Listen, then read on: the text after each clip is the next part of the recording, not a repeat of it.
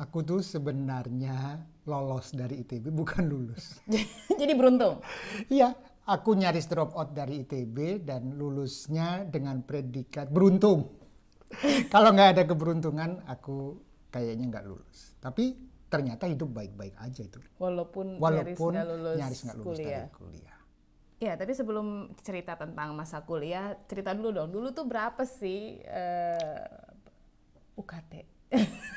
Biayanya berapa dulu waktu kuliah? UKT, biaya kuliah ya. Zaman dulu istilahnya SPP kali ya. Nah, biaya kuliah di zamanku dulu itu 60.000 per semester. 60.000 biaya kuliah plus 60.000 biaya praktikum. Jadi 120.000 per semester. Gila ya inflasinya berarti ya sampai ke tahun ini ya. Iya, tahun ini kan biaya UKT mahal sekali karena nggak ada subsidi ya. Terus iya. Nah, sebenarnya kalau bisa dibandingkan kalau menghitung inflasi ya. Gimana? Jadi inflasi dari 98 sampai 2000 98. Sorry. Korting sih. 88. Ya, inflasi dari 1988 sampai 2023, 35 tahun ini adalah sekitar 15 kali. Okay. Jadi kalau kita hitung 120.000 kali 15 itu 1,8 juta. Harusnya UKT sekarang 1,8. Betul. Tapi ya zaman dulu kan pakai subsidi. Sekarang perguruan tinggi tidak disubsidi sehingga biaya-biaya operasionalnya semuanya didapatkan dari siswa. Okay. Selain mungkin ada biaya tambahan, sumber income yang lain ya. Jadi itu yang menjadi kondisi kenapa di zaman itu murah sekali. Oke. 35 tahun. Iya. Ada yang masih diinget nggak?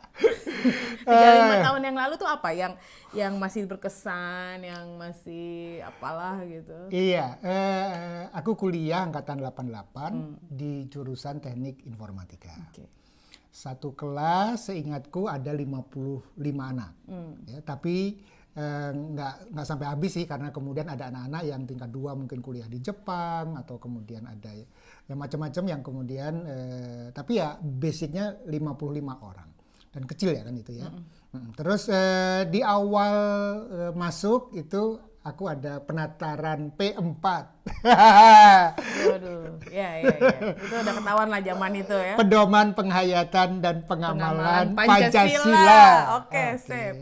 Yang sekarang udah nggak ada lagi kan. 40 jam kita ada lecture gitu ya. P4 dan kemudian di tahun pertama itu ada TPB ya. Itu aku ingat ya.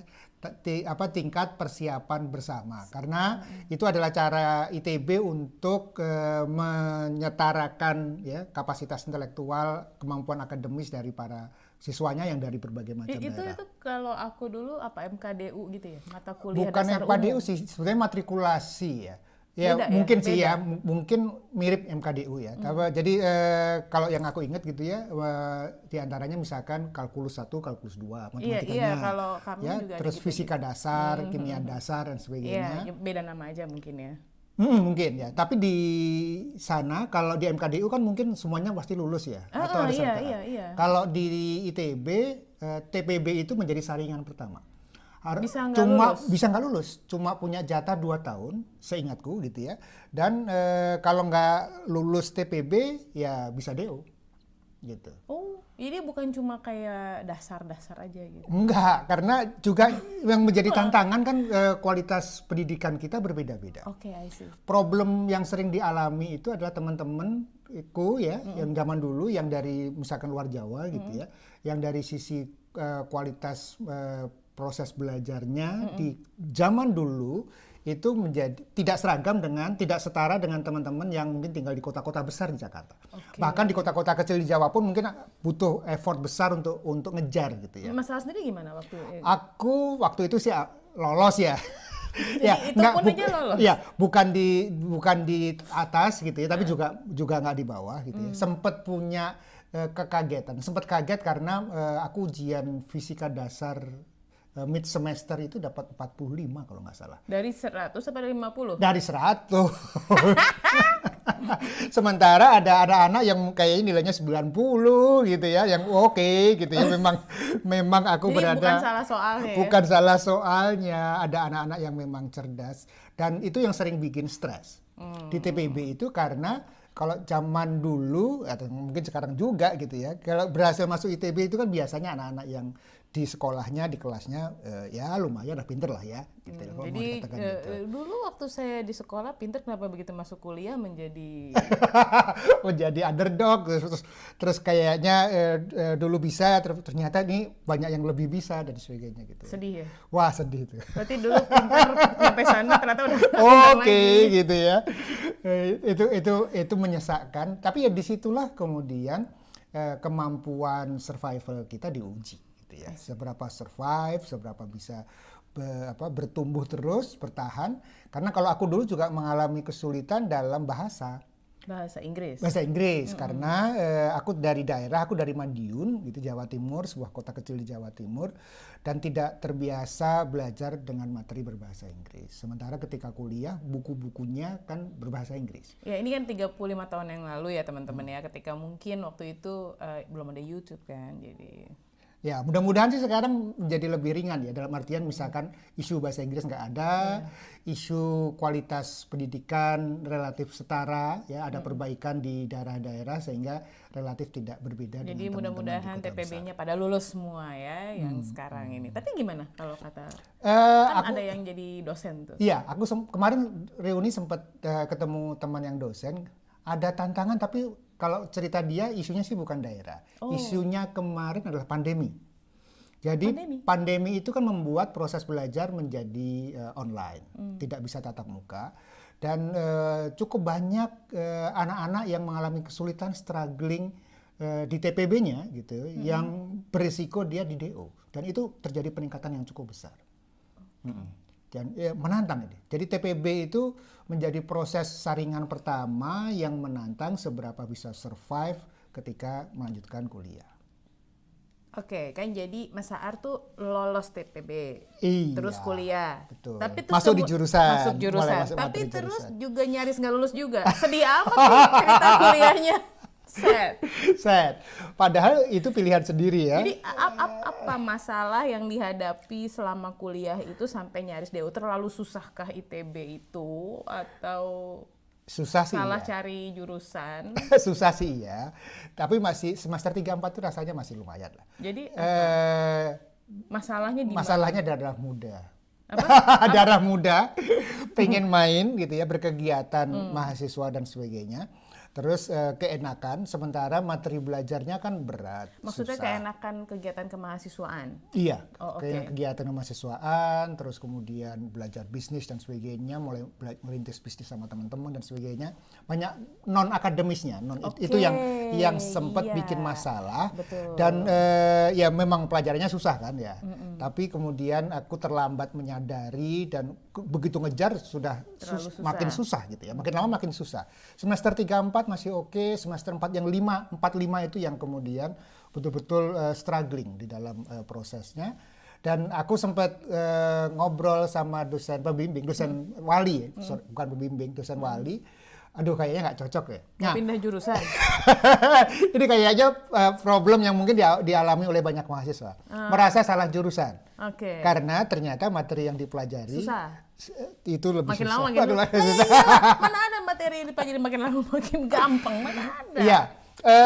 Ketika aku SMA, aku membayangkan teknik informatika itu ya coding, programming dan sebagainya, dan aku merasa cukup kuat secara logika lah gitu itu ya. Tapi begitu masuk itu ya memang ada programming, coding dan sebagainya, tapi jauh lebih teknikal gitu ya. Dan disitulah aku merasa itu kelemahanku gitu. Nggak bisa coding, itu kayak mengalami kesulitan. Itu gambar lama kok gambar nggak bisa-bisa. Iya, padahal pilihannya sendiri. Dan waktu itu di semester 6 kalau nggak salah gitu ya, aku lapor ke dosen wali gitu ya, Profesor Iping ya, yang kemudian kayak saya salah jurusan gitu. Kalau saya pindah kuliah, pindah jurusan gimana caranya? Oh bisa, gitu. Aku waktu itu naksir teknik industri. Oke. Terus katanya ya syaratnya nilainya bagus. Aduh. Jadi jelek. Loh, nilainya jelek, karena nilainya jelek, pengen pindah, pindah ya, gitu. Tapi syarat untuk pindah nilainya harus Tapi bagus. maksudnya emang nilainya di bawah yang syarat pindah itu. Iya, susah gitu ya. Jadi nilainya jelek sekali gitu, banyak ngulang gitu, turun angkatan gitu. Dan itu menjadi perjuangan besar gitu ya, ketika menjalani waktu demi waktu, hari demi hari. Terus gimana bisa akhirnya selamat dalam perjalanan? Ya dalam urusan kuliah ya kayak pokoknya yang penting jalan terus aja lah, dijalani gitu ya. Tiap hari ke kampus entah gimana. Terus bikin pengalihannya adalah bisnis. Waktu itu aku dosen-dosen itu kan biasa punya proyek, dan kemudian proyek itu kan biasanya mereka cari tim. Nah timnya biasanya mahasiswa ya, dibayar murah gitu, terus kemudian jadi bagian dari tim dosen. Nah waktu itu aku melihat ada peluang, ada gap gitu ya antara kebutuhannya dosen dan cari mahasiswa kan nggak gampang. Jadi waktu itu aku datang ke salah satu dosen dan kemudian, Pak lagi cari tim ya, gitunya. Oh iya gitu, saya butuh 6 orang gitu ya. Gimana kalau saya carikan tim, Bapak bayar aja saya gitu ya.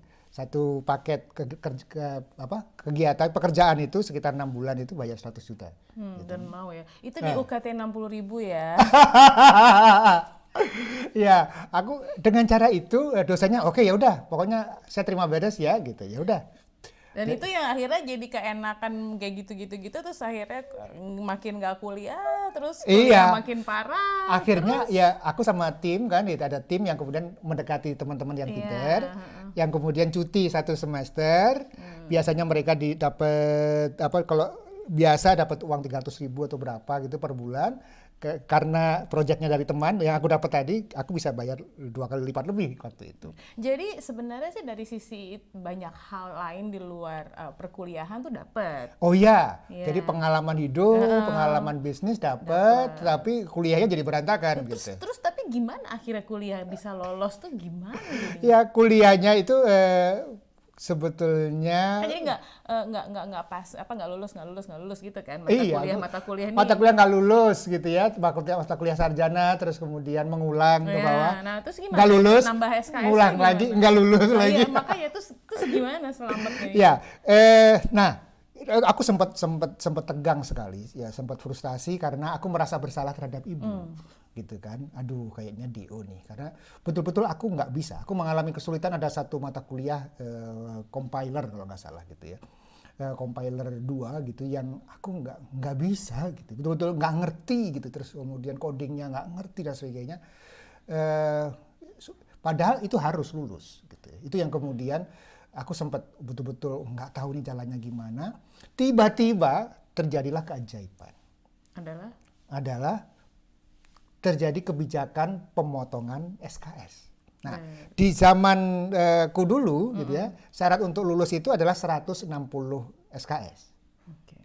Kemudian ada kebijakan baru, syarat untuk lulus itu 144 SKS. Langsung tugas akhir. Semua mata kuliah yang gagal-gagal tadi lewat. Karena jumlahnya sudah lebih dari 140. Jadi langsung tugas akhir.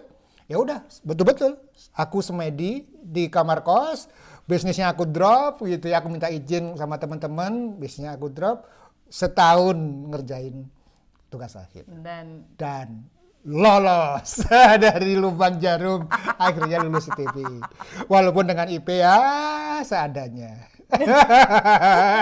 Tapi penting kan lolos. Iya, yang penting lolos. Jadi kalau di total berapa tahun kuliah? 6 tahun. Dari harusnya 4 ya, 4,5. Anak sekarang mah udah 3,5. 3,5 anak sekarang ya. Terus jadi, dengan IP? Dengan IP 2,4.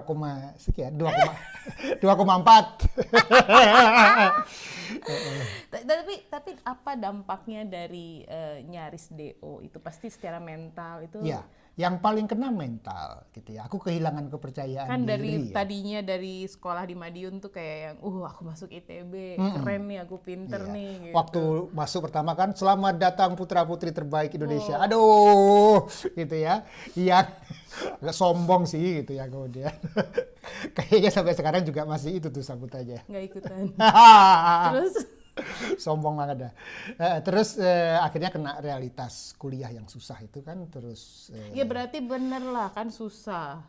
Iya, tapi kan urusan yang lain. Susah sama sombong urusan yang lain. Terus gimana? Jadi? Ya, kepercayaan diri sih kena gitu ya. Apakah aku memang benar-benar sebodoh itu, merasa bodoh, merasa gagal, dan itu tahu berat. Diri lah bahwa itu tuh bukan kayak itu tuh pemberian gitu ya, lulusnya pemberian. Lulusnya gitu ya. pemberian. Jadi kalau dalam kondisi normal aku sebenarnya DO. Ya, okay. Itu yang kemudian ini gimana caranya untuk mengembalikan kepercayaan diri. Karena kalau buat aku modal besar hidup itu kepercayaan diri. Iya. Ya, kalau kita nyaman dengan diri kita, konsep diri kita terhadap diri kita positif, maka banyak hal yang bisa kita selesaikan gitu ya. Iya, terus gimana? Ya, akhirnya aku mikir, aku mau kerja atau mau gimana caranya gitu ya. Kalau kerja kayaknya susah dengan IP 2,4 gitu ya. Akhirnya aku milih untuk cari kuliah lagi, cari yang beasiswa. Okay. Sempat ikut tes dan ternyata lolos tuh. Lulus beneran tuh. Jadi aku diterima kuliah S2 manajemen gitu ya di LPPM di Jakarta dan dapat beasiswa. Dan itu mengembalikan kepercayaan diri. Dan ya itu pintu masuk membangun kepercayaan diri. Okay. Karena kan harus diuji dulu, apakah benar enggak gitu masuk gitu ternyata ya. Menderita juga di sana. Nah, jangan-jangan memang beneran goblok gitu kan gitu. Selamat Anda lolos. Dan berhasil mengembalikan kepercayaan diri. Jadi sedikit aja waktu akhirnya ikut dapat beasiswa yang di S2 itu, apakah berbuah kepercayaan diri? Iya, alhamdulillah ya. Jadi sejak itu di S2 aku nggak kegiatan. Oh, jadi sebenarnya belajar dari kegagalan di S1. Ketika S2 aku karena tadi aku ingin menguji aku beneran bisa enggak sih? Yeah, aku beneran bodoh atau aku ya bisa lah gitu ya. Akhirnya aku betul-betul kutu kampus lah sekarang. Ya pokoknya belajar lah. Belajar ya selesai materinya, ada referensi-referensi yang harus dibaca, aku baca semuanya dan sebagainya. Jadi mahasiswa yang baik gitu ya, dan ya alhamdulillah lancar gitu ya. Ya, jadi itu salah satu buah manis dari kegagalan di S1 lah ibaratnya gitu ya. Jadi lebih fokus di S2-nya. Ya, jadi kalau buat aku pelajaran penting dari pengalaman itu adalah ya hidup ini luas ya. Hidup ini luas, pasang surut, dinamis, bisa berhasil, bisa gagal. Jangan sampai sebuah kegagalan apapun itu ya, baik kuliah maupun yang lainnya itu menjadi identitas kita. Kita nggak bisa capture di satu titik aja gitu ya. Iya, selama kita tidak berhenti, selama kita bersedia untuk balik dan kemudian berproses ya. Apapun bisa terjadi. Maju terus dan sebagainya, mencari di mana yang kita yang fit gitu ya, yang kemudian cocok dengan kita gitu ya, maka kesempatan masih terus terbuka gitu. Karena aku percaya setiap diri kita itu punya peran di dunia ini. Tuhan membuat kita terlahir di dunia ini pasti ada peran. Jadi kalau walaupun dalam prosesnya ya keserempet atau kemudian jatuh atau gagal, selalu ada kesempatan untuk kembali, dan ya itulah tantangannya gitu ya. Aku bukan contoh alumni ITB yang keren, yang berhasil dan sebagainya, yang luar biasa dan sebagainya. Dan pasti dari sekian ratus ribu juta kali ya sekarang. Iya, gitu. Kalau kita bicara kehidupan, ya kan ada kurva normal ya. Bahwasanya kemudian ada yang sangat berhasil, itu kan cuma sebagian, gitu ya. Yang sebagian besar kan ada di tengah, dan itu kan tidak apa-apa juga kalau buat aku.